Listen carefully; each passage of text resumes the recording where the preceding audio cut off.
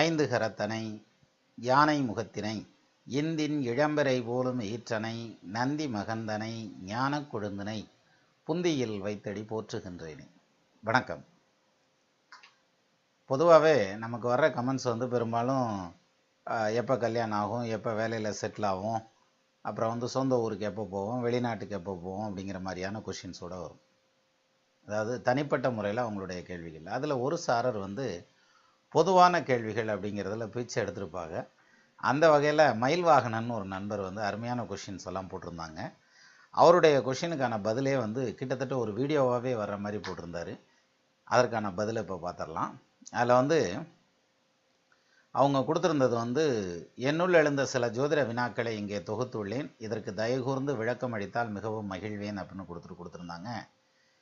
First கொஷினே என்னதான் ஜாதக நடைமுறை செய்து திருமணம் செய்தாலும் சில திருமணங்கள் முறிவது ஏன்?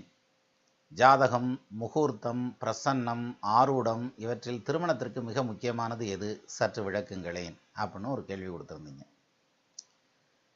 இது ரொம்ப டீப்பான கொஷின். அதாவது நம்ம பொருத்தம் பார்த்து கல்யாணம் பண்ணுறதுங்கிறது நல்லா இருக்கணுங்கிறதுக்காக பண்ணுறோம்.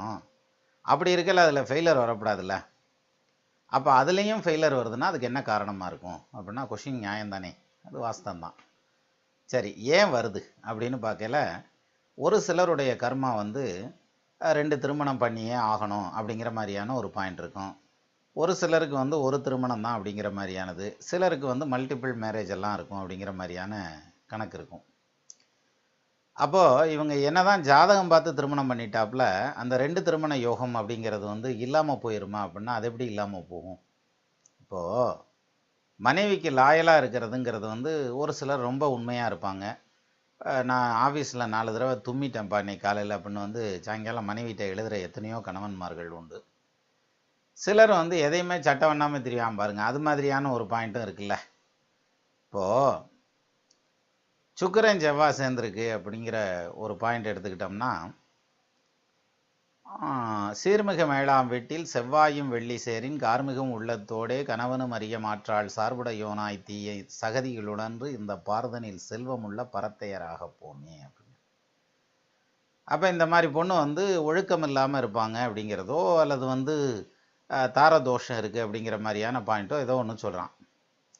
இப்போ இந்த ஜாதகத்துக்கு அவங்க பெற்றோர்கள் ஜோதிடத்தின் மீது அதீத ஆர்வம் இருக்கலாம், நம்பிக்கை இருக்கலாம். அவங்க கொண்டு கொடுக்குறாங்க. அதை பார்த்து அவங்க ஜோசியரும் பொருத்தம் பார்த்து ரைட்டு இந்த ஜாதகத்தோடு இதை சேர்க்கலாம் அப்படின்னு சொல்லி ஒரு ஜாதகத்தை சேர்த்து வைக்கிறார் அப்படின்னா அந்த பொண்ணுடைய பிராப்த கர்மாவே இது நிற்காது, பிடிங்கிட்டு போகணுன்ற மாதிரியான பாயிண்ட் இருக்குதுன்னு வச்சுக்கிடுவோம். அப்போ பொருத்தம் பார்த்துட்டு செஞ்சாப்புல பிடிங்கிட்டு போகாமலாம் இருக்க போகுது இல்லை. அப்போது எது எப்படி எடுத்துக்கிட்டாலும் அவங்களுடைய கர்மா என்னவோ, அவங்களுடைய விதி என்னவோ அதன்படி தான், அதை மாற்ற முடியாது. அப்போது அந்த அளவுக்கு விதியை மாற்றுற அளவுக்கு வலுவான ஒரு ஆளாக இருந்துட்டு அந்த ஜோசியர் அப்புறம் அவங்க தான் கடவுள். அப்புறம் ஏகப்பட்ட பவர் வந்துடும் ஜோசியருக்கு, அது மாதிரி ஆகி போயிடும். அதனால் ஜோசியர்லாம் ஒரு வழிகாட்டி தான். இந்த ஊருக்கு போகலாம் அப்படின்னா இத்தனை கிலோமீட்டர்னு போர்டு எழுதி வச்சுருப்பாங்க, ரோடு போட்டிருப்பாங்க, அந்த ரோட்டில் கோடெல்லாம் போட்டிருப்பாங்க, சைடில் பார்டர் கோடெலாம் போட்டிருப்பாங்க, சென்ட்ரு மீடியம்லாம் வச்சுருப்பாங்க, அங்கங்கே ஸ்பீடு பிரேக் இருக்கும். இது எல்லாமே கூட வராது. இது எல்லாமே நமக்கு வழித்துணை. இதை பார்த்து தான் நம்ம போகிறோம். ஆனால் இந்த அடையாளங்கள் எல்லாம் நம்ம கூட வந்துடாது. அது மாதிரி தான் ஜோசியர். அவங்க இதில் போகலாம் அப்படிங்கிற அந்த வழிகாட்டுவாங்களே தவிர இவங்க வர்றதுனால அல்லது வழிகாட்டுறதுனால அந்த பாதையை மாற்றி நல்ல பாதையாக போட்டு கொண்டு போயிட முடியுமா, வேறு ஊருக்கு கொண்டு போயிட முடியுமானா முடியாது. போகிற பாதையை செப்பனிட்டு வைக்கலாம், அவ்வளோதையும் செய்ய முடியும். அதான் ஜோசியருடைய பவர், அவ்வளோதான் செய்வாங்க.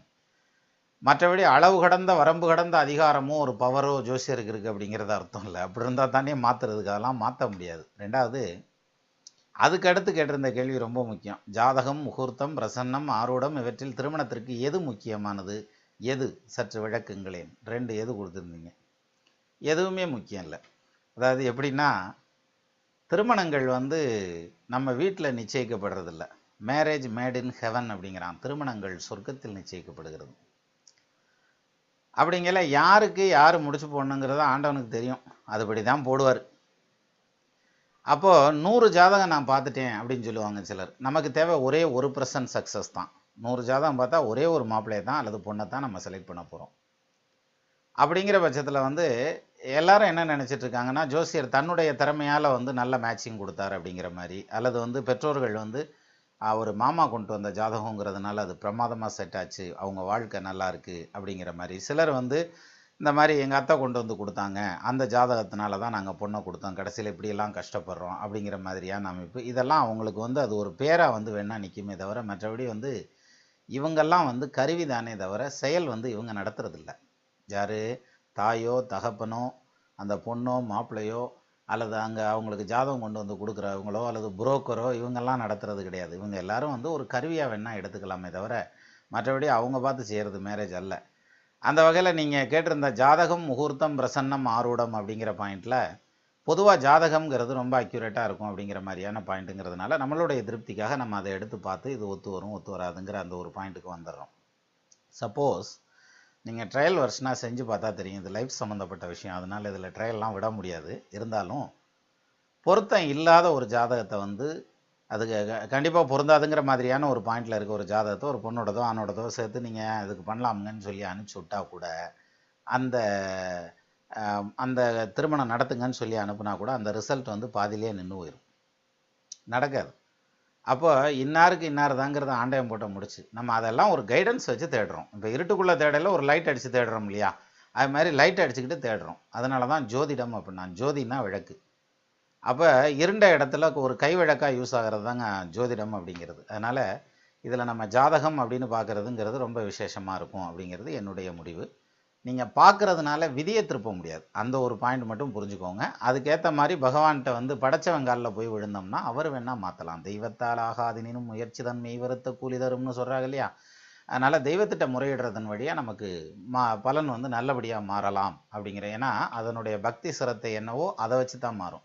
நம்ம என்ன மனசோட போய் நிற்கிறோமோ தெய்வத்து முன்னால் அதுக்கு தான் பதில். நம்ம எவ்வளோ செலவு பண்ணிட்டு போகிறோம், எவ்வளோ தூரத்துக்கு போகிறோம், எத்தனை முறை போகிறோம், இதெல்லாம் கணக்கே கிடையாது. நீ ஒரே ஒரு முறை போய் அந்த தெய்வத்து முன்னால் நின்னாலும் உன்னுடைய மனசில் என்ன நம்பிக்கையோ அந்த நம்பிக்கைக்கு அங்கே பதில் கிடைக்கும். அதான் அதில் பெரிய விசேஷமான வேலை.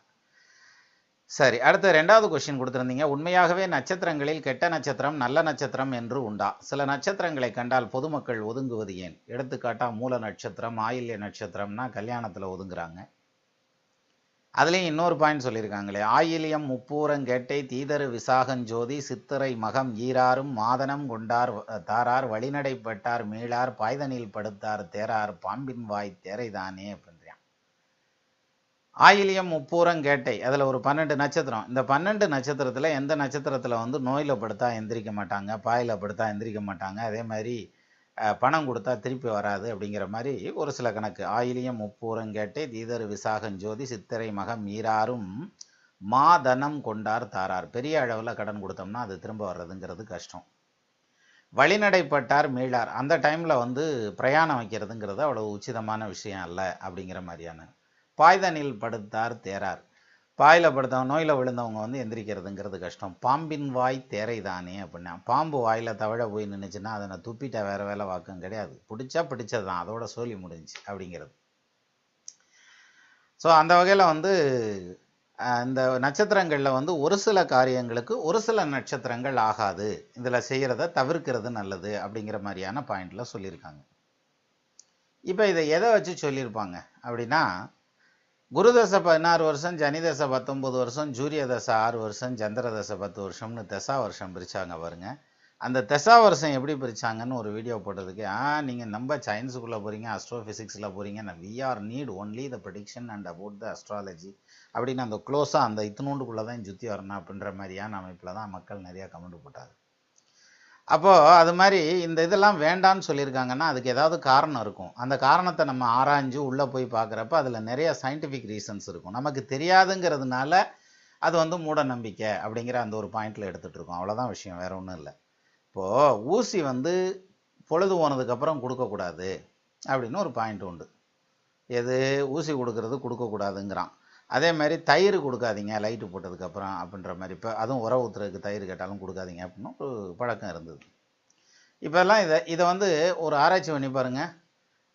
முன்ன இருந்த காலங்களில் நெல்லெல்லாம் வந்து வாசலில் உலர்த்திட்டு இருப்பாங்க, அதே மாதிரி தானியங்கள் எல்லாம் உலர்த்திருப்பாங்க. சாமை ஆகட்டும், வரகு ஆகட்டும், கம்பு, சோளம், நெல் எல்லாம் வந்து வாசலில் உலர்த்திட்டு இருப்பாங்க. இவங்க ஊசி எடுத்துகிட்டு வந்து கொடுக்குறாங்கன்னா அது சின்ன பையனோ பெரியவங்களே எடுத்துகிட்டு வந்தால் கூட சப்போஸ் தவறி உள்ளே விழுந்தா எந்த தானியத்தில் விழுந்தாலும் எந்த இடத்துல விழுந்தாலும் அதை எடுக்க முடியாது. ஏன்னா அப்போல்லாம் வந்து லைட்டெல்லாம் ஒன்றும் கிடையாது. அதனால் கீழே விழுந்தால் எடுக்க முடியாது.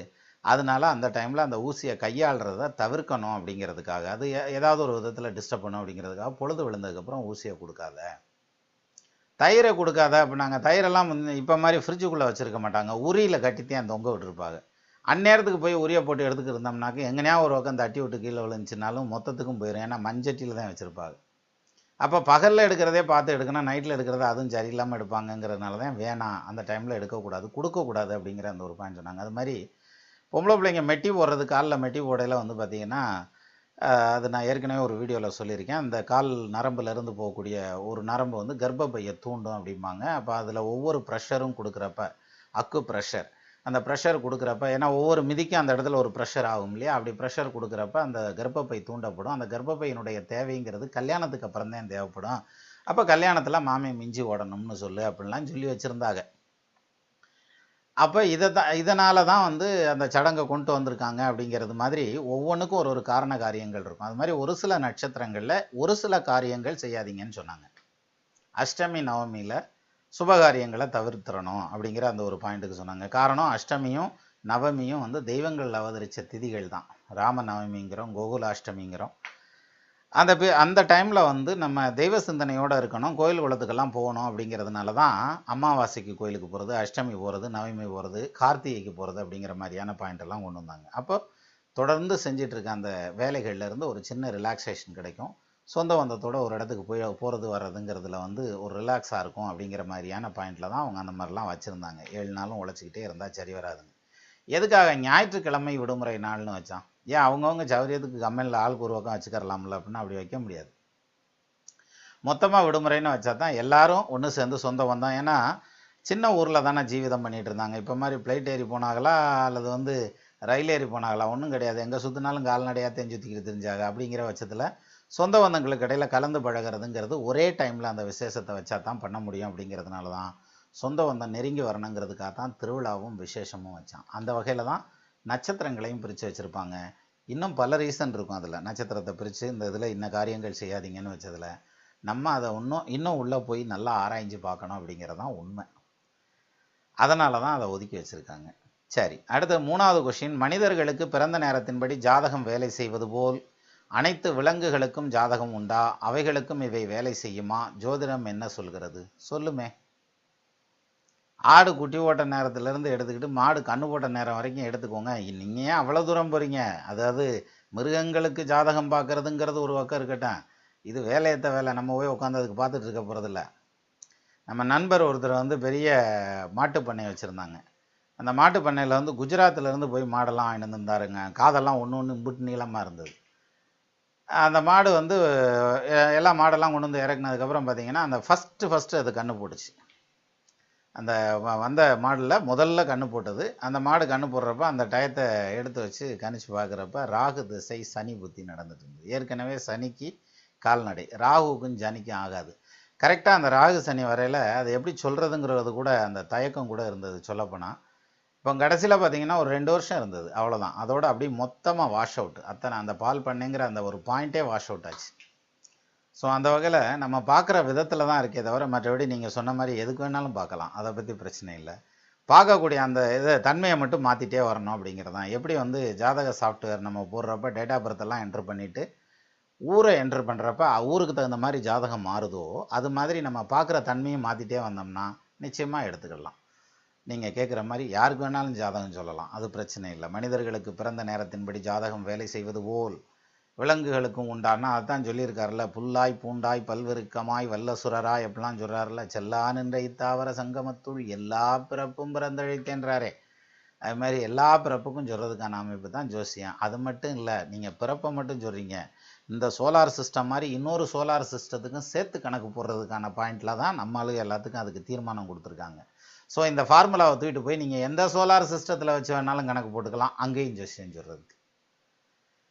4வது கொஸ்டின் கேட்டிருந்தீங்க. வரலாற்றில் ஒரு சில மன்னர்களுக்கு அல்லது ஆட்சியாளர்களுக்கு 65 மனைவிகள் 72 மனைவிகள் என்ற சுவடுகள் உண்டு. இத்தனை திருமணம் செய்யும் நபர்களுக்கு அவர்களின் ஜாதகம் என்ன சொல்கிறது?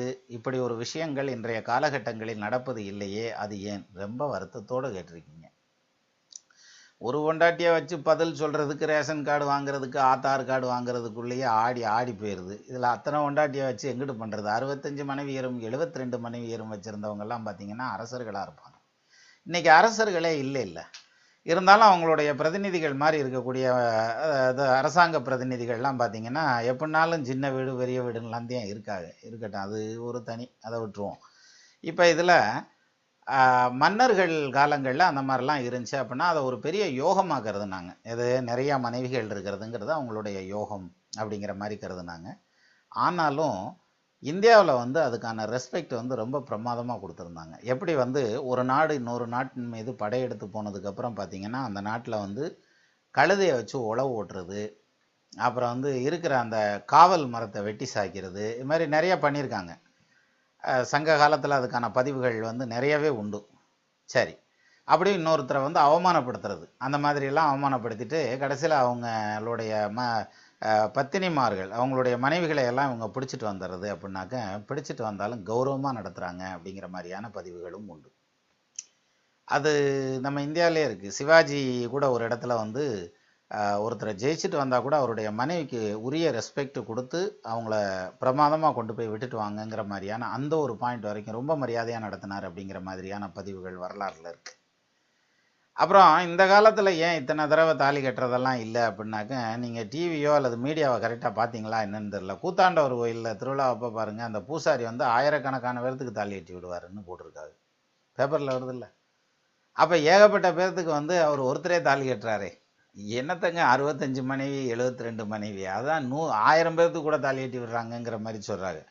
அப்போ அவருக்கு அந்த யோகம் இருக்குல்ல. So exemption is not a rule. அது மாதிரி சில விஷயங்கள் வந்து ரொம்ப எக்ஸம்ஷனலாக நடக்கும். ஒரு எடுத்துக்காட்டாக சிலருடைய உடல் அமைப்பு அல்லது சிலருடைய செயல்கள் பார்த்திங்கன்னா நார்மலாக இல்லாமல் அப்நார்மலாக இருக்கும். இது ஏன் இப்படி இருக்குது அப்படின்னு கேட்க முடியுமா? அது ஆண்டவன் கொடுத்த கிஃப்ட்டு. அது மாதிரி அந்த கூத்தாண்டவர் கோயில் பூசாரி கட்டுறாரு, நிறைய பேர்த்துக்கு ஆயிரக்கணக்கான பேர்த்துக்கு தாலி கட்டுறாரு அப்படின்ட்டு அவருடைய கிஃப்ட்டு, அதனால கட்டிகிட்டு இருக்காரு அப்படிங்கிறது தான். மற்றபடி இப்போ வந்து பொருளாதாரம்ங்கிறது ஒரு முக்கியமான காரணம். நீங்கள் கேட்ட இந்த நம்பர் ஆஃப் ஒய்ஃப்ஸ் அப்படிங்கிற அந்த ஒரு பாயிண்ட்டுக்கு பொருளாதாரம்ங்கிறது தான் முக்கியமான காரணம். ரெண்டாவது, பெண்களும் கல்வி அறிவுன்னு வந்துடுறாங்க இல்லையா. நீங்கள் நல்லா கவனிச்சு பாருங்கள், கல்வி அறிவு இல்லாத இடங்களில் இன்னமும் அந்த வழக்கமெல்லாம் இருக்கும். அடுத்தது வந்து அனைத்து சௌபாக்கியங்களையும் பெற்ற ராமபிரான் அதிக துன்பப்பட்டது ஏன்? ரமண மகரிஷிக்கு புற்றுநோய் வந்தது ஏன்? இயேசுபிரான் சிலுவையில் அறைந்து கொடூரமாக கொல்லப்பட்டது ஏன்? இப்படி தெய்வகடாட்சியம் நிரம்பிய புனிதர்கள் அதிக துன்பத்திற்கு செல்வது ஏன்? புனித ஜாதகமும் இப்படி ஒரு பலனை தருவது ஏன்? சற்று விளக்குங்களேன். இவ்வளோ டீப்பான கொஷினுக்கு பதில் சொல்கிற அளவுக்கு எனக்கு அனுபவமும் இல்லை, இன்னும் சொல்லணுன்னா அறிவும் இல்லை, இன்னும் சொல்லணுன்னா அதனுடைய அந்த மெச்சூரிட்டி அப்படிங்கிறது ரொம்ப ஆழமான விஷயம். இந்த இப்போ நீங்கள் கேட்டிருந்த இந்த கேள்வி, ராமபிரான் அதிக துன்பப்பட்டது ஏன் அப்படின்னா, அவர் வந்ததே வந்து ராவணனை வதம் பண்ணுறதுக்காக. வந்து நின்னதுமே வந்து இறங்கினதுமே டபால்னு துப்பாக்கி எடுத்து டுமில்னு சுட்டுட்டுலாம் போக முடியாது. அப்போ அதை வந்து ஒரு நிகழ்வாக நடத்தி வரணும் அப்படிங்கிறதுனால எந்த ஒரு இடத்துலையும் ஒரு சின்ன விஷயத்துலையும் இருமாதரை இப்பிறப்பில் இருமாதரை சிந்தையாலும் தொடேன் அப்படின்னாரு ராமபிரான். அது வந்து அதாவது மனசில் கூட ஒரு பொண்ணு அடுத்த பொண்ணை தொடர்றது கூட கிடையாது அப்படின்னா, அதுதான் வள்ளுவர் சொன்னார், உள்ளத்தால் உள்ளலும் தீதிய பிறன்பொருளை கள்ளத்தால் கொள்வே மணல் அப்படின்றார். அது மாதிரி இதில் ராமபிரானை பொறுத்த வரைக்கும் அவர் அவதார புருஷர். அவருடைய நோக்கம், அவதார நோக்கமே ராவணவதம். அப்போ அந்த ராவணவதம் வந்ததுமே அவர் வாட்டுக்கு நேராக சர்ருன்னு வைகுண்டத்திலேருந்து இறங்கி வந்ததுமே வெம்மடங்கள் வெகுண்டனைய மணமடங்க சினமடங்க வினயம் வீய தெம்மடங்க புறுதடக்கை செயலடங்க மயலடங்க ஆற்றல் தேய தம்மடங்கு முனிவரையும் தலையடங்க நிலையடங்க சாய்த்த நாளில் மும்மடங்கு ஒளிந்தன முறை துறந்தான் உயிர் துறந்த முகங்கள் அம்மானு நேராக யுத்த காண்டத்துக்குள்ளே போக முடியாது. அதுக்கான மற்ற விஷயங்கள் எல்லாம் பண்ணி அப்புறம் அந்த இடத்துக்கு வர்றாங்க. அதனால ராமபிரானுடைய அவதாரம்ங்கிறது கஷ்டப்படுறதுக்காகவே வந்த அவதாரம். இயேசுபிரானுடைய அவதாரம் அப்படின்னு எடுத்துக்கிட்டால் ஒலிவமலையில் அவர் வந்து பிரசங்கம் பண்ணல சொல்கிறார், இவ்வளோ சிரமங்கள் வந்து என்னை நோக்கி வந்துட்டுருக்கு, அந்த சிரமங்களை வந்து கை கொள்றதுங்கிறது அல்லது ஏற்றுக்கிறது அது உன்னுடைய சித்தமாக இருந்தால் நான் அதை ஏற்றுக்கிறேன், இல்லை இதை தவிர்க்க முடியும்னா தவிர்த்துருங்க அப்படிங்கிற மாதிரியான ஒரு பிரசங்கம் சொல்லுவாங்க. அப்போ அவர் அதுக்கப்புறம் தான் வந்து அவர் இயேசுபிரானை காட்டி கொடுக்கறது சிலுவையில் அறையிறது எல்லாமே வரும். அப்படிங்கிற அவருடைய வந்த நோக்கம் அப்படிங்கிறதே மனிதர்களுடைய பாவங்களை ஏற்றுட்டு தான் சுமந்துட்டு போனார் அப்படிங்கிற மாதிரியான பாயிண்டில் அது ஒரு லைன். ரமண மகரிஷியை பொறுத்த வரைக்கும் எடுத்துட்டா அவங்கெல்லாம் வந்து மிகப்பெரிய மெச்சூரிட்டி. ரமண மகரிஷிகிட்ட தான் அவர் பேர் மறந்து போச்சு. ஒரு வெள்ளைக்காரர் வந்து நிறைய கொஷின் கேட்கணும்னு வந்தாராம். இந்தியா பூரா சுற்றி விட்டு கடைசியாக இங்கே வந்திருக்காரு. வந்து உட்காந்து அவரை பார்த்துட்டே இருந்தாராம். பார்த்துட்டு சரிங்க நான் போயிட்டு வரேங்கன்னு. என்னமோ கொஷின் கேட்கணும், அதெல்லாம் ஒன்றும் கொஷினே இல்லைங்க அப்படின்ட்டாராம். அது மாதிரி மகான்களும் யோகிகளும் ரிஷிகளும் அவங்களுடைய காரண காரியங்கள்ங்கிறது நம்ம சாமானிய அறிவுக்கு எத்தனை அளவுக்குலாம் ஒன்றும் கிடையாது. மேபி உங்களுக்கு கூட எட்டலாம். ஏன்னா இந்த சிந்தனைகள்ங்கிறது வந்துருச்சு இல்லையா, அதனால் உங்களுக்கு கூட அது எட்டலாம். அப்படி எட்டுறப்ப நீங்களும் அடுத்தவங்களுக்கு ஷேர் பண்ணுங்கள். அது ரொம்ப முக்கியமான விஷயம். சரியா? அப்போது அவதார புருஷர்கள் அப்படிங்கிறதே வந்து மனிதர்களை கடைத்தேற்றுறதுக்காகவும் நல்வழிப்படுத்துறதுக்காகவும் வர்றதுனால எப்படி வாழக்கூடாதுங்கிறதுக்கு வந்து எப்படி வாழணுங்கிறதுக்கு அவங்கெல்லாம் ஒரு எடுத்துக்காட்டு. அதை தான் நமக்கு வாழ்ந்து காமிச்சிட்டு போயிருக்காங்க. இப்படி வாழ்ந்தால் இப்படி சிரமப்படுறாங்க, இப்படி வாழ்ந்தால் இப்படி கஷ்டப்படுறாங்க, இதை கை கொண்டா இதில் இவ்வளோ சிரமங்கள் இருக்குது அப்படிங்கிறத எடுத்து காமிச்சிருக்காங்க. அப்படி தான் நம்ம எடுத்துக்க முடியும். 6வது கொஸ்டின், ஒருவரின் ஜாதகத்தை வைத்து அவர் எத்தனை பிறவி எடுத்துள்ளார், எத்தனை பிறவி எடுப்பார் என கூற முடியுமா? இதனை ஜோதிடம் எப்படி விளக்குகிறது? எண்ணற்ற பிறவிகள். பிறவி பெருங்கடல் அப்படின்றான். பிறவி கடல் போல பெருசு. அதில் ஒரு துளியை எடுத்துக்கிட்டு இது எத்தனாவது துளின்னு கேட்டால் நம்ம என்ன பதில் சொல்ல முடியும்? சொல்லுங்க பார்ப்போம். ஒரு கடலில் தண்ணி இருக்குது. அந்த கடல் நீரில் வந்து அப்படியே அள்ளி ஒரே ஒரு துளி மட்டும் எடுத்து இப்படி வச்சுக்கிட்டு இந்த கடல் நீரில் இது எத்தனையாவது துளி அப்படின்னு கேட்டால் எப்படி பதில் சொல்கிறது? அதனால் இந்த கொஷின் வந்து பதில் சொல்ல முடியாத கேள்வி அப்படின்னே கூட சொல்லலாம். அது வந்து எத்தனை பிறவி எத்தனாவது பிறவி அப்படிங்கிறதுக்கான பதில் வந்து இதில் ஜோதிடத்தில் இருக்காது. ஆனால் அதே சமயத்தில் மறுபிறப்பு இருக்கா இல்லையாங்கிறத மட்டும் எடுத்து சொல்லுது. அந்த அளவுக்கு ஜோதிடம் அதனுடைய லிமிட்டேஷனில் நிற்கிது.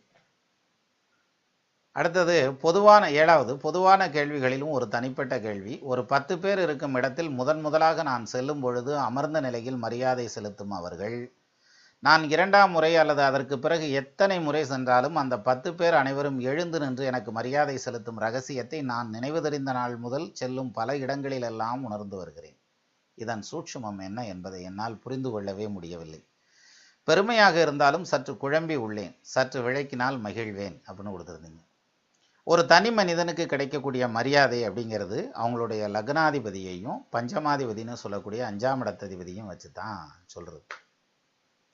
அதில் ஒரு நம்ம இதில் கமெண்ட்டில் கூட ஒருத்தர் கேட்டிருந்தாங்க சிவராஜ யோகம் அப்படின்னா என்னென்னு. அந்த மாதிரி சிவராஜ யோகம்லாம் இருக்கிறவங்களுக்கு வந்து நிச்சயமாக அந்த மரியாதை வந்து கேட்காமலே கிடைக்கும் அப்படின்னு சொல்லுவாங்க இல்லையா? அது மாதிரியான அமைப்பு. ரொம்ப சிம்பிளாக சொல்லணும்னா ஃபஸ்ட்டு பாயிண்ட்டு லக்னாதிபதி ஸ்ட்ராங்காக இருக்கணும், அப்போ தான் புகழ் கிடைக்கும். அதே மாதிரி 5ஆம் இடத்ததிபதி ஸ்ட்ராங்காக இருக்கணும், அப்போ நீங்கள் எதிர்பார்க்குற அந்த மரியாதை நீங்கள் பார்த்த அந்த மரியாதை உங்களை நோக்கி வரும். அடுத்தபடியாக 8வது கொஸ்டினில் கேட்டிருந்தீங்க, பரிகாரங்கள் செய்வதால் தோஷங்கள் விலகுமா? எந்த ஒரு பரிகாரத்திற்கும் கட்டுப்படாத தோஷங்கள் உண்டா? இது வந்து ஒரு சர்ச்சைக்குரிய விஷயம். சிலர் பரிகாரம் உண்டு, சிலர் பரிகாரம் இல்லை, இதில் ஏமாத்துறாங்க, இதில் ஏமாத்தலை, நமக்கு அதாவது உண்டென்பார் சிலர், இல்லை என்பார் சிலர், எனக்கில்லை அந்த கவலை அப்படிம்பாங்கல்ல, அது மாதிரி நம்ம அந்த பாயிண்ட்டுக்குள்ளே போக வேண்டியதில்லை. பட் ஒரே ஒரு விஷயம், நம்மளை படைச்சது ஆண்டவங்கிற பட்சத்தில் அவருக்கு தெரியும் நம்ம பிள்ளைக்கு எந்த டைமில் எதை கொடுத்தா அது உடம்புக்கு ஒத்துக்கும், எது ஒத்துக்காது அப்படிங்கிறதெல்லாம் தெரியும். அதனால் சிவாராமா கிருஷ்ணான்னு எப்பயும் போல் கையெடுத்து கும்பிட்டாலே போதும், வேறு இன்னும் செய்ய வேண்டியதில்லை. ஒரு பாயிண்ட்டு. 2வது பாயிண்ட்டு, சிரமமாக இருக்குது அப்படிங்கிற பட்சத்தில் நீங்கள் படைச்சவன் காலில் போய் விடணும். அதாவது ஒருத்தர் வந்து ஓங்கி ஓங்கி அரைஞ்சிட்டே இருக்கார் ஏத்தாப்பில் நின்று இன்னொருத்தரை. இந்த அரைஞ்சிக்கிட்டு இருக்கார் பாருங்க, அவருக்கு வந்து சான்ஸ் கிடையாது, ஒரே ஒரு சான்ஸ். தட் இஸ் ஒன்று ஓங்கி ஓங்கி அடிக்கலாம் அல்லது கையை கீழே போட்டு நின்றுக்கலாம், அவ்வளோதான். ஆனால் இந்த அடி வாங்குறவனுக்கு 2 சான்ஸ் இருக்குது. என்னென்னா, ஒன்று நின்று அவன் தொடர்ந்து அடி வாங்கிட்டே இருக்கலாம், அல்லது டபால்னு குனிஞ்சு காலில் விழுந்துட்டான்னு வச்சுக்கோங்களேன், அடுத்த அடி அடிக்க முடியாது, ஓங்கின கை நின்று தான் ஆகணும், ஒன்றுமே செய்ய முடியாது. அது மாதிரி கோயிலுக்குன்னு போயிட்டீங்கன்னா அந்த கோயிலுக்குன்னு போனதுக்கப்புறம் கண்டிப்பாக வந்து மற்ற வகையில் வந்து உங்களுக்கு பாதிப்புகளை கொடுக்க முடியாது. அதனால தான் என்ன பண்ணுவாங்கன்னா, சில டைமில் பார்த்தீங்கன்னா இதே கொடுக்க மாட்டாங்க. அது என்ன, கோயிலுக்கு போகிறதுக்கான சான்ஸே கிடைக்காது. அவங்களும் சொல்லுவாங்க, நீ இதுக்கு போகக்கூடாது, அதுக்கு இந்த கோயிலுக்கு இத்தனை முறை போயிட்டு வா, அந்த கோயிலுக்கு போயிட்டு வா, இங்கே போயிட்டு வா, இதை செய்யாது, எதை என்னத்தையும் அவனை சொல்லியிருப்பாங்க. இவங்களும் ட்ரை பண்ணுவாங்க, போகவே முடியாது. காரணம், கிட்ட போய் நின்றுட்டா முடிஞ்சு வச்சு, அதோட அப்புறம் அந்த பலன் அந்த கடுமையை குறைச்சே தான் ஆகணும், செய்ய முடியாது. அப்போ கர்மாவை அனுபவிக்க வைக்கணும். அப்போ இவங்க கோயிலுக்கே கிட்ட வரக்கூடாது. அப்போ அந்த பாயிண்ட் வரைக்கும் பேச வச்சு தனிச்சு வச்சு அந்த பலனை கொடுத்துட்டு அனுபவித்து முடித்ததுக்கப்புறம் அப்புறம் வந்து ஞானம் வந்துருச்சு அப்படின்னு சொல்லி அப்படி வந்து சேருவாங்க. ஸோ அதனால் பரிகாரம்ங்கிறது மனசில் இருக்க நம்பிக்கை, அந்த பாயிண்ட்டோடு விட்டுறலாம். அதை வந்து தோஷங்கள் விலகுமா விலகாதா அப்படிங்கிற அந்த ஒரு பாயிண்ட்டுக்குள்ளேயே நம்ம போக வேண்டியதில்லை. உங்கள் மனசில் என்ன நம்பிக்கை இருக்கோ அந்த இடத்துல நின்னா போதும். அதாவது பிள்ளையார் மாதிரின்னு வச்சுக்கோங்க. பிள்ளையாரை பொறுத்த வரைக்கும் அது கல்லில் தான் வடிச்சிருக்கணும், 5 கரம் இருக்கணும் அப்படிங்கிறது அதெல்லாம் கிடையாது. பிடிச்சா பிள்ளையார், சாணியை பிடிச்சி வச்சாலும் சரி, மண்ணை பிடிச்சி வச்சாலும் சரி, பிடிச்சி வச்சா பிள்ளையார் அந்த இடத்துக்கு அவர் வந்து நிற்பார் அப்படிங்கிற அந்த ஒரு ஐதீகம் இருக்கு இல்லையா? அது மாதிரி நீங்கள் எதை வந்து இறைவனாக நினச்சி வழிபடுறீங்களோ அதான் இறைவன். இந்த இப்போ முன்னால் கம்ப்யூட்டரில் உட்காந்துருக்கீங்க, ஃபோனை பிடிச்சிக்கிட்டு இருக்கீங்க கையில், அல்லது வந்து டிவி முன்னாடி உட்காந்துருக்கீங்க, எனக்கு அதுதான் தெய்வம் அப்படிங்கிற மாதிரி நிமிர்ந்து நின்னீங்கன்னாக்கா அதுலேயே சிந்தனைகளை செலுத்தினா அதுதான் அது ஒரு எலக்ட்ரானிக் டிவைஸாகவே தெரியாது. அதுக்கப்புறம் வந்து அது இறைவனுடைய ஒரு பொருளாக தான் தெரியும். என்ன காரணம்னா நம்ம கேட்குறதுக்கு பதில் சொல்லணும் அல்லது கேட்கணும் அப்படிங்கிற மாதிரியான ஒரு இடத்துல இறைவன் இருந்தால் அவர் கேட்குறதுக்கே முடியாது. ஏகப்பட்ட அப்ளிகேஷன் போட்டுருவாங்க. எப்படி இதில் குறைதீர் நாளில் கலெக்டர் ஆஃபீஸுக்கு போனோம்னா எக்கச்சக்கமாக கூட்டம் நிற்கிது. அத்தனை பேர் குறையோடு தானே இருக்காங்க, இன்னும் எத்தனை பேர் வர முடியாமல் இருப்பாங்க. ஸோ அந்த மாதிரி ஏகப்பட்ட குறை கேட்குறதே அவருக்கு வேலையாகி போயிடும். அதனால தான் அமைதிங்கிறது, அதாவது நம்ம என்ன கொடுத்தாலும் அதுக்கு பதில் கொடுக்காமல் இருக்கிறது தான் அதனுடைய அந்த ஆதி மூலத்தினுடைய திறன். சரி, அது ஒரு பக்கம் இருக்கட்டும். அப்போ பரிகாரங்கள் அப்படிங்கிறது அவங்க மனசு சார்ந்த விஷயம், நம்ம அதுக்குள்ளே போக வேண்டியதில்லை. அடுத்தது, பிறந்த தேதியே தெரியாதவர்களுக்கு எப்படி ஜாதகம் பார்க்க முடியும்? இதற்கு ஜோதிட விளக்கம் தாருங்களேன். ஒன்றும் பிரச்சனை இல்லை. ஜாதகம் இருக்கிறவங்கெல்லாம் நாட்டை ஆண்டாங்களா, ஜாதகம் இல்லாதவங்கெல்லாம் கஷ்டப்பட்டாங்களா, நடுத்தருவில் நின்று, அதெல்லாம் ஒன்றும் கிடையாது. ஸோ ஜோசியம் பார்த்து தான் ஆணுங்கிறது இல்லை. இருந்தாலும் மனசளவில் அந்த ஒரு தைரியத்தை ஏற்படுத்துறதுக்கு பார்க்க வேண்டியது வரும். அந்த மாதிரி வர்றப்ப சப்போஸ் அவங்க ஜாதகம் இல்லைனாலும் அவங்களுடைய குழந்தைங்க ஜாதகம் இருக்கும், அல்லது கூட பிறந்த சகோதரி குழந்தைகள் அல்லது சகோதரனுடைய குழந்தைகள், அந்த மாதிரி அவங்க ஃபேமிலியில் ஏதாவது ஒரு ஜாதகத்தை எடுத்து வச்சு கூட அவங்களுக்கான தீர்வுகளை நம்ம பார்க்க முடியும். அப்படிங்கிறதுக்கான வழிமுறைகளை ஜோதிடம் தான் கொடுத்துருக்குல்ல, வேறு என்ன, அவங்க இது தான் இருக்கணுங்கிறது ஒன்றும் இல்லை. ரெண்டாவது, இப்படியான சூழ்நிலை இன்னும் வந்து மிஞ்சி போனால் இன்னும் ஒரு 10-30 வருஷம் அவ்வளோதான். அதுக்கப்புறம் எல்லா குழந்தைகளும் ஆஸ்பத்திரியில் தானே பிறக்கிறாங்க, யார் வீட்டில் பிறக்கிறாங்க?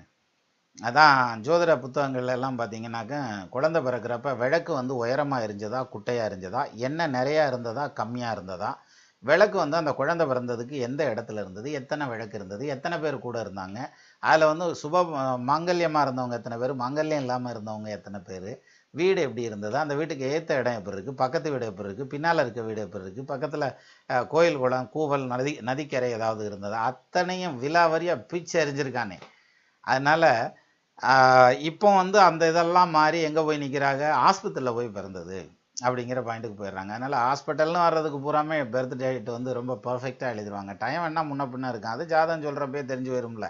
லக்னம் மாறி இருக்குனாக்க அதுக்காக அட்ஜஸ்ட் பண்ணி கூட போட்டுக்கிடலாம்.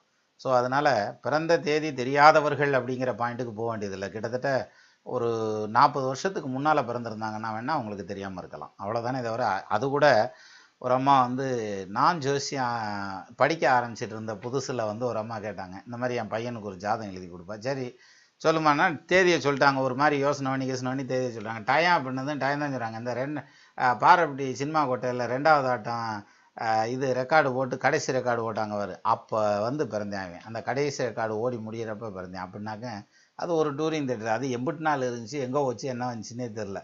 அப்படிங்கல அந்த டயத்தை வந்து இவ்வளோதையும் சொல்ல தெரியுது அவங்களுக்கு அப்படிங்கிற பட்சத்தில் சிரமந்தான், எடுக்கிறது சிரமந்தான். ஆனால் அவங்களுடைய குழந்தைகள் இருப்பாங்க, அவங்க ஃபேமிலியில் மற்றவங்க ஜாதகம் இருக்குல்ல, அதை எடுத்து வச்சு தானே சரி கட்டி கொண்டு வரணும். அதெல்லாம் பார்த்துக்கிடலாம், அது ஒன்றும் பிரச்சனை இல்லை. அடுத்தது வந்து படிப்பதென்றாலும் சரி, வேலை என்றாலும் சரி, ஒரு சிலர் வெளிநாட்டிற்கு சென்றுவிட்டு தூக்கி எறிந்த ரப்பர் பந்து போல உடனடியாக திரும்பவும் நமது நாட்டிற்கே திரும்பி விடுகிறார்களே, இதன் சூட்சுமம் என்ன? முதல்ல வெளிநாட்டுக்கு போகிறதுக்கு அந்த பிராப்தம் இருக்கான்னு பார்க்கணும். அதை விட்டுட்டு இவங்க தாய்நாட்டில் இருக்கிற மாதிரியான ஒரு தசாவத்தி நடந்துகிட்ருக்கும், அந்த அந்தரை மட்டும் கொஞ்சம் வலுவாக வேலை செஞ்சுருக்கும் வெளியில் போகிறதுக்கு. சரட்டுன்னு கிளம்பி வெளியில் வாங்க செட் ஆகாது, எனக்கு பிடிக்கலை அப்படின்னு சொல்லிட்டு அடித்த பந்து மாதிரி திரும்ப வந்து உள்ளூருக்கு வந்து உட்காந்துருவாங்க. அதுக்கப்புறம் வெளிநாட்டை பற்றி நினைக்கவே மாட்டாங்க. ஸோ இந்த மாதிரி வர்றதுங்கிறது வந்து நல்லா தெரிஞ்சாலும் 4 பேர்கிட்ட கேளுன்றியான், அதிகமாக இருந்தாலும் 5 பேர்கிட்ட கேளுன்றியான். அதனால் கேட்டு பண்ணணும் அப்படிங்கிறது தான் இதில் முக்கியமான விஷயம், வேறு ஒன்றும் முக்கியம் இல்லை இதில்.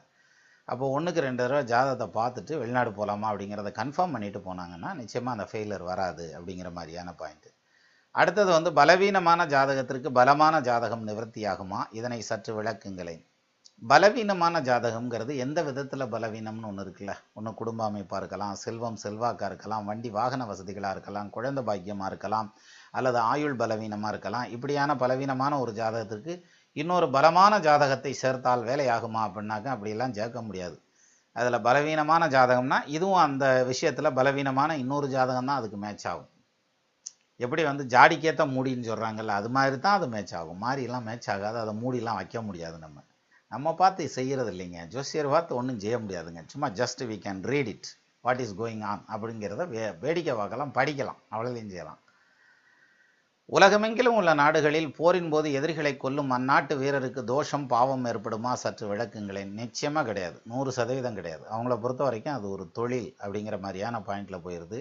அது வந்து அர்ஜுனன் வந்து காண்டீபத்தை எடுத்துகிட்டு வில்லையும் காண்டீபத்தையும் தூக்கி எறிஞ்சிட்டு எத்தாப்பில் நிற்கிறான் பூரா என் சொந்தம் வந்தோம் தாத்தையும் சித்தப்பையும் போய் அம்புட்டு பையில நிற்கிறான் ஐயா, இவனை போய் கொல்ல சொல்கிறியா ஐயா அப்படின்னு சொல்லிட்டு அம்புட்டையும் தூக்கி போட்டு போங்கடான்ட்டு போய் உட்காந்துக்கிறாருல்ல.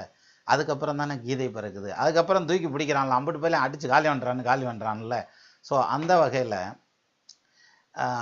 அதனால தான் அதை வந்து வதம் அப்படின்னு சொல்கிறாங்க. அந்த வகையில் வந்து இது பாவ கணக்கில் சேர்றதில்லை, அதாவது அவங்களுடைய கடமை அப்படிங்கிற மாதிரியான பாயிண்ட்டை நோக்கி போகிறது. ஒருவருக்கு ஊனமுற்ற குழந்தை பிறக்கும் என்று ஆணித்தரமாக ஜோதிடத்தில் கணிக்க முடியுமா? ஆணித்தரமாக, சுத்தியல் தனமாக, வெட்டிரும்புத்தனமாகலாம் கணிக்க முடியாது. குழந்தை பாக்கியத்தில் தோஷம் இருக்குது அப்படின்னு வேணா சொல்லலாம். அதையும் மீறி ஒரு சிலருக்கு அந்த மாதிரி கிடைக்கிறப்ப வந்து ஒரு சில குறைகளோடு கிடைக்கிறதுக்கான வாய்ப்பு உண்டு. ஓரளவுக்கு அனுமானித்து போகலாமே தவிர ஜோசியர் வந்து அப்படியே விதியை எழுதிடுவார் அப்படின்றதெல்லாம் கிடையாது. சொல்லலாம், ஓரளவுக்கு சொல்ல முடியும், ஓரளவுக்கு நெருங்கி போக முடியும். அதுக்கு நெருங்கி போக முடியாது. சூரியன் மாதிரிங்க ஜோதிடத்தை. அதனால தான் ஜோதினா என்ன, நெருப்பு. நீங்கள் உள்ளே போயிடுவீங்களா அப்படின்னாக்க நெருப்புக்குள்ளே எங்கிட்டு போகிறது, ஒரு குறிப்பிட்ட டிஸ்டன்ஸ் போகலாம். அதுக்கு மேலே போகும்போது தானும் சுத்தமாக இருக்கும், தன்னோட விறந்ததையும் சுத்தமாக்கி விட்டுறேன் அப்படின்ற மாதிரியான அமைப்பு தான் நெருப்புக்கான ஸ்பெஷல். ஸோ பவர் அப்படிங்கிறது வந்து ஒரு லெவலுக்கு தான் உள்ளே போக முடியும். ஏன்னா நம்மகிட்ட அவ்வளோ பவர் வேணுமே, அதை பிச்சுக்கிட்டு போகிறதுக்கு அளவுக்கு அதெல்லாம் அந்த பவர்லாம் இல்லை. இப்போ நம்ம செவ்வாய்க்கு சேட்டலைட் அனுப்புகிறான், ஒன்றும் பிரச்சனை இல்லை. போய் செவ்வாய்க்கு போகுது, புதனுக்கு போகுது, புதனுக்கு போகல செவ்வாய்க்கு போகுது, புளுட்டோ வரைக்கும் போகுது. அதுக்கு அங்கிட்டு கூட கரை இருக்குது அப்படின்லாம் கண்டுபிடிச்சி சொல்கிறாங்க. சேட்டலைட்லாம் அனுப்புகிறாங்க. ஏன் சூரியனுக்கு அனுப்ப வேண்டியதானே? அனுப்பினோம்ல நாங்கள் சோலாருக்கு அப்படின்னாக்க ஒரு குறிப்பிட்ட டிஸ்டன்ஸ் போகும். எங்கள் செவ்வாயில் போய் இறக்குனானே சேட்டலைட்டை கொண்டு போய் சன்னில் இறக்க சொல்லுங்கள், இறக்க முடியுமா? இறக்க முடியாதுல்ல.